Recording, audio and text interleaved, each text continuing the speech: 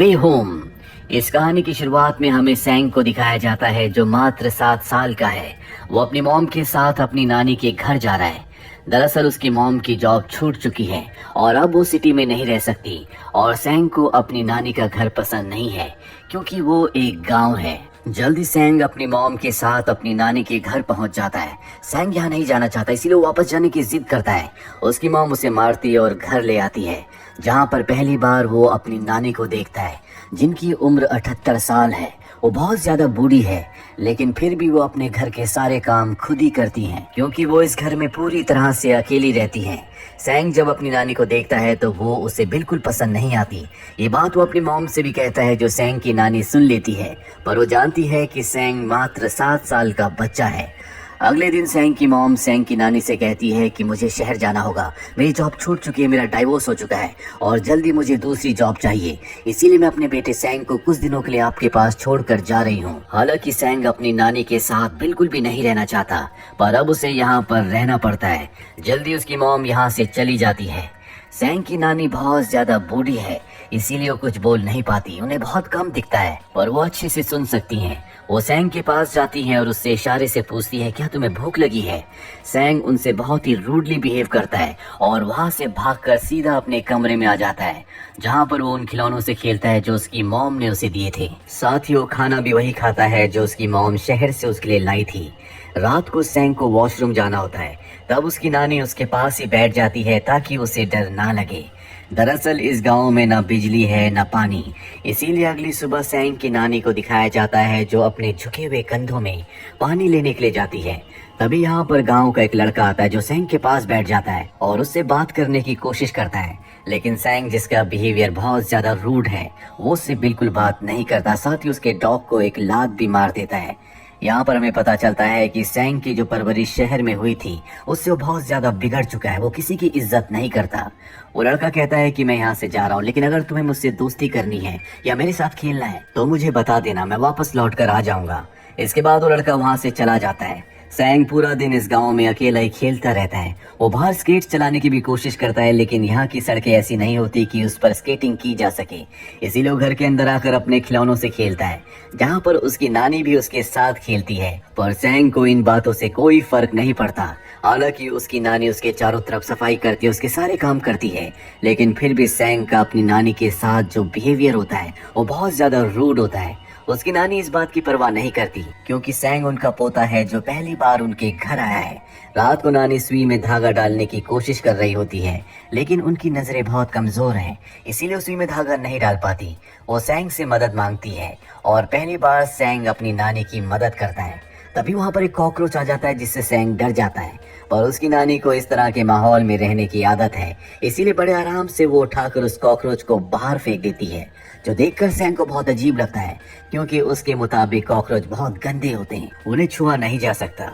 अगले दिन दिखाया जाता है जहाँ पर सैंग की जो छोटी गेम होती है उसकी बैटरी खत्म हो जाती है और अब उसे नई बैटरी के लिए पैसे चाहिए।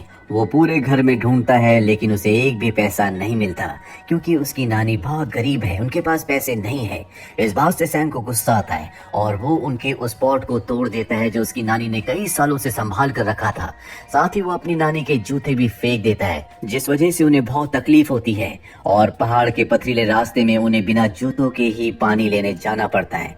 यहाँ पर सैंग को किसी भी कीमत पर बैटरीज चाहिए, इसीलिए जब उसकी नानी सो रही होती है तो वो उनकी चांदी की हेयर पिन निकाल कर बाजार चला जाता है जहाँ वो उस चांदी की पिन के बदले बैटरीज खरीदने की कोशिश करता है, लेकिन उसकी किस्मत उसका साथ नहीं देती। इस गांव में इस तरह की बैटरीज नहीं मिलती और अब जब सैंग वापस आ रहा होता है तो वो नानी के घर का रास्ता भूल जाता है। हालांकि वो कई लोगों से पूछता भी है लेकिन उसे नानी के घर का रास्ता नहीं मिलता। वही नानी जब उठती है तो देखती है कि उनकी चांदी की हेयर पिन गायब है। उन्हें पता है कि सैंग ने ऐसा किया होगा। वो सैंग को घर में देखती है लेकिन सैंग घर पर नहीं होता, इसीलिए वो उसे ढूंढने चली जाती है। कुछ दूर जाने के बाद सैंग उन्हें मिल जाता है पर वो सैंग को कुछ नहीं कहती। सैंग से वो बहुत प्यार करती है। सैंग उनके पीछे पीछे घर वापस आ जाता है।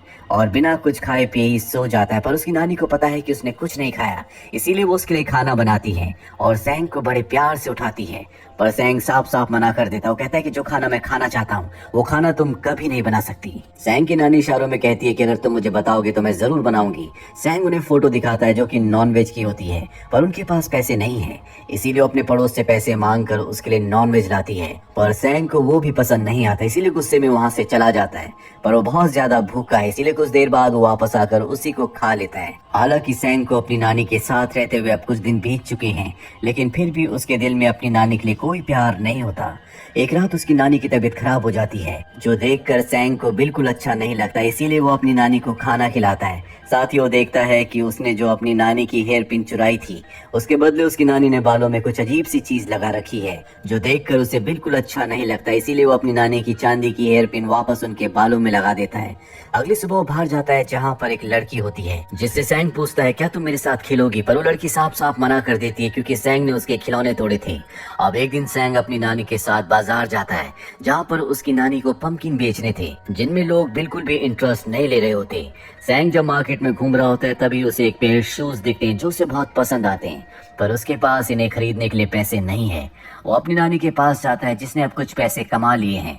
वो सैंग को लेकर एक रेस्टोरेंट में जाती है, जहाँ पर वो सैंग को उसकी पसंद का खाना खिलाती है। हालांकि सैंग को उस खाने को खाकर बहुत अच्छा लगता है, पर वो देखता है कि उसकी नानी ने जो पैसे बहुत मेहनत से कमाए थे वो वेस्ट हो रहे हैं। नानी के साथ जब वो बाहर जाता है तो उसे एक दुकान दिख जाती है जिसमें उसकी गेम की बैटरीज होती है, पर वो अपनी नानी से बैटरीज खरीदने के लिए नहीं कहता। अब ये दोनों बस स्टॉप पर आ जाते हैं और जब सैंग बस के अंदर जाता है तो वहाँ पर वही लड़की होती है जो उसी के गांव में रहती है, जिसके साथ उसने खेलने के लिए कहा था और उस लड़की ने मना कर दिया था। सैंग इस लड़की को पसंद करता है और उसकी नानी जब बस में चढ़ने वाली होती है तो वो उन्हें मना कर देता है। वो कहता है कि तुम दूसरी बस से आना। दरअसल वो इस लड़की के साथ अकेले सफर तय करना चाहता है। उसकी नानी उसकी इस जिद को भी मान लेती है। उनके पास कुछ सामान होता है जो सैंग से कहती है कि तुम इस सामान को अपने साथ ले जाओ, पर सैंग साफ साफ मना कर देता है। जल्दी वो उस गाड़ी से उसी लड़की के साथ अपने गांव के बस स्टॉप पर उतर जाता है, पर कई घंटों तक इंतजार करने पर भी उसकी नानी नहीं आती। पर शाम की जो आखिरी बस होती है उसकी नानी उससे वापस आ जाती है। इसका मतलब ये है कि उसकी नानी को उसकी वजह से कई घंटों तक वहां पर इंतजार करना पड़ा।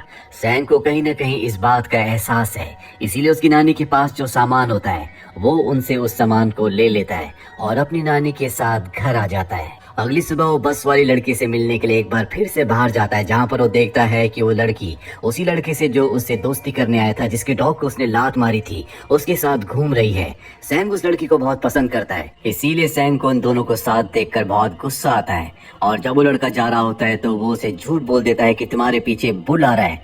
दरअसल इस गाँव में एक बुल है जो किसी को भी मार देता है। वो लड़का डर जाता है और भागने लगता है, पर सच तो ये होता है कि वो बुल सैंग की तरफ आ रहा होता है। सैंग जब भागता है तो उसका एक खिलौना भी टूट जाता है, जिससे सैंग को बहुत दुख होता है। अब रात को सैंग जब घर पर होता है तो उसे वॉशरूम जाना होता है, जो कि घर के बाहर जाना पड़ता है, इसीलिए वो अपनी नानी को अपने साथ चलने को कहता है। बाहर का मौसम खराब होता है, इसीलिए उसकी नानी अंदर आ जाती है, पर सैंग कहता है कि आपको यहीं पर रुकना होगा। उस खराब मौसम में भी उसकी नानी उसके पास बैठी रहती है। अब अगली सुबह जब सैंग बाहर जाता है तो उसे वही लड़की दिखती है। वो लड़की कहती है कि आओ हम साथ में मिलकर खेलते हैं। सैंग को सुनकर बहुत अच्छा लगता है, लेकिन उसे घर जाना होता है, इसीलिए वो कहता है कि हम कल खेलेंगे। सैंग उस लड़की के ऐसा कहने से बहुत खुश होता है क्योंकि वो उसे पसंद करता है। अगली सुबह उस लड़की से मिलने जाने से पहले वो अपनी नानी से कहता है कि आप मेरा हेयर कट कर दो।